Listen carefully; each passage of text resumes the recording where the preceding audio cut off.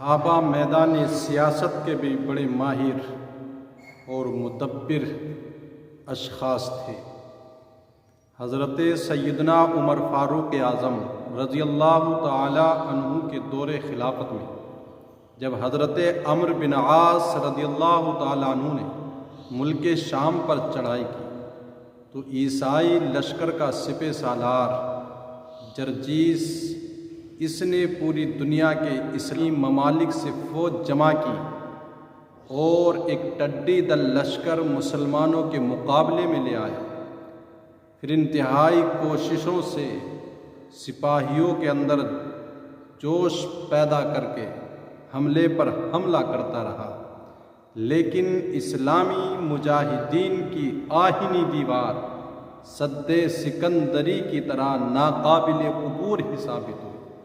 مسلمانوں کو کسی طرح سے شکست دینے میں یہ کامیاب نہ ہو سکا۔ اب جب جرجیس کو کامیابی کے آثار نظر نہ آئے تو اس ظالم نے ایک چال چلی بزدلانہ۔ اس نے اپنے لشکر میں سپاہیوں میں اعلان کر دیا کہ جو شخص بھی سپہ سالار اسلام عمرو بن عاص کا سر قلم کر کے لائے گا اس کو گرا قدر انعام سے نوازا جائے گا، اور اس کے ساتھ ساتھ میں اپنی حسین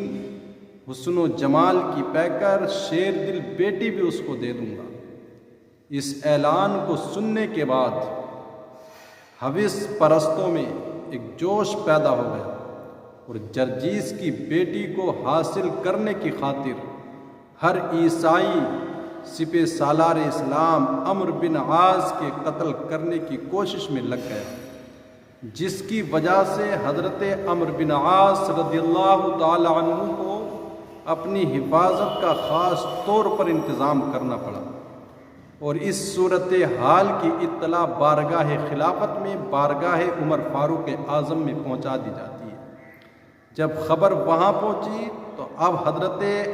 عمر فاروق اعظم رضی اللہ تعالیٰ عنہ نے اپنی جانب سے عبداللہ بن زبیر کو بھیجا۔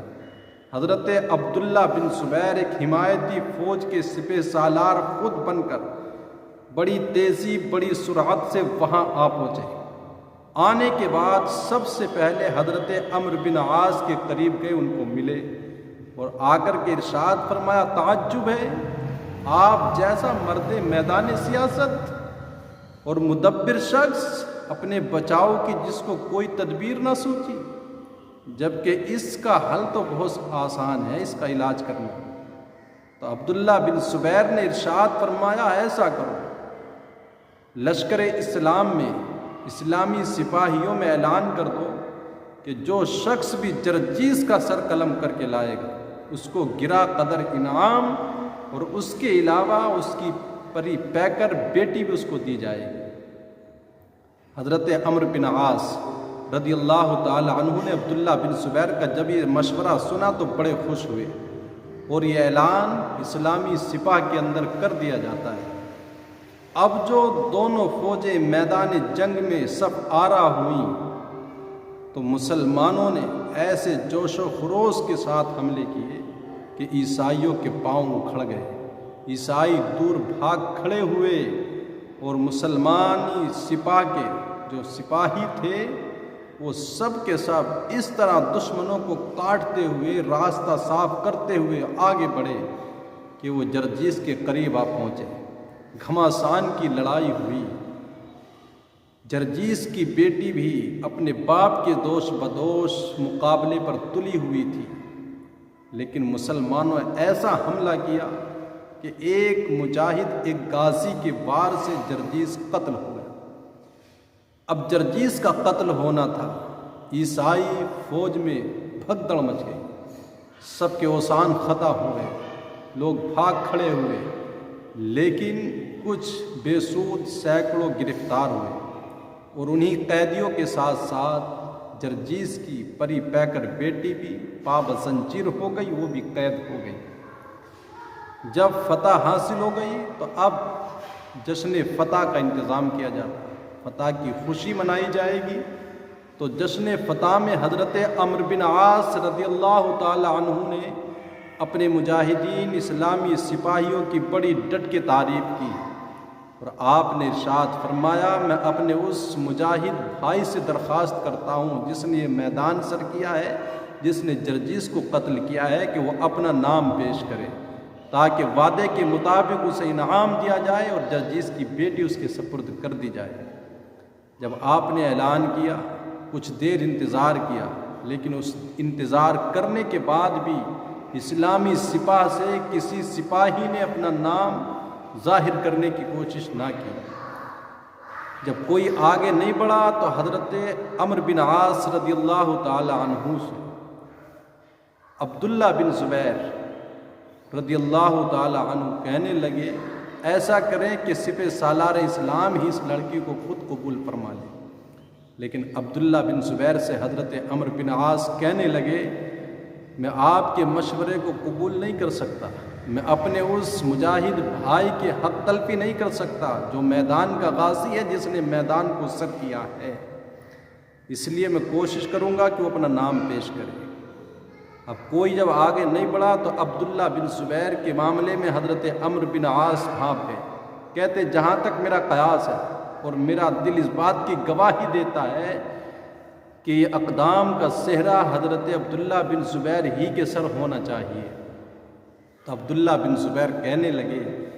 آپ کا مشورہ، آپ کی پیشکش سر آنکھوں پر میں اس کو تسلیم کرتا ہوں،